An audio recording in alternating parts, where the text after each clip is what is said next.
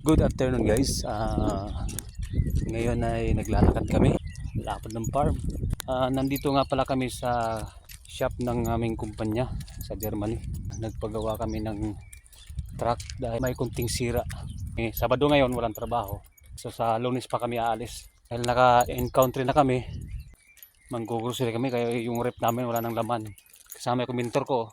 Guys, magluluto kami ng sinigang na kambing, kaso kinulang kami ng ingredients kaya napagdesisyonan namin na mamalingki muna para ipangsahog.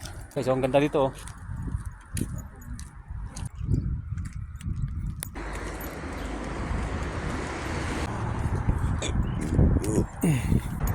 Ang ganda ng view dito sa lugar nila, napakalamig. Wala talagang mga masasamang loob dito guys, kasi tingnan mo yung mga bahay nila, walang kabakod-bakod. Yung mga sasakyan lang nasa labas lang ng kalsada. Okay dito manirahan kung sakali. Noon ang pangarap ko lang talagang applyan dati, gusto ko mag-apply sa Germany sa truck driver, pero napunta ako sa Lithuania kasi sa Lithuania ang maraming kailangan na driver. Pero hindi ko akalain nasa Germany din pala ako magtatrabaho. Kung saan na kaming sulok ng Germany nakakapunta, dahil doon ang aming destinasyon, ang aming delivery, Germany, Netherlands. Dati narinig ko lang yung Netherlands nung dinala si dating Pangulong Duterte sa dahig ng ating kapalaran, no? Gumagawa ang tadhana ng pagkakataon na magandang bagay siyang ipaparanas sa iyo sa buhay. Ikot-ikot lang muna. Ito yung aking tour guide guys, taga rito to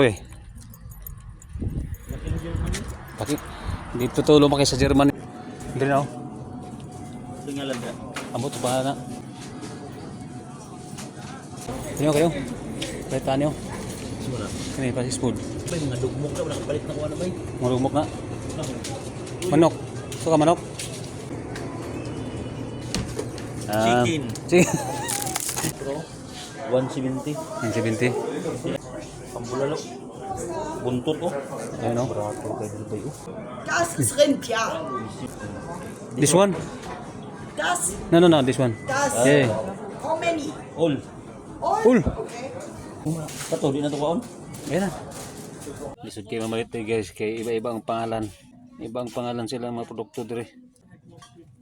Hindi ko lang kung suka na yung unsa ni.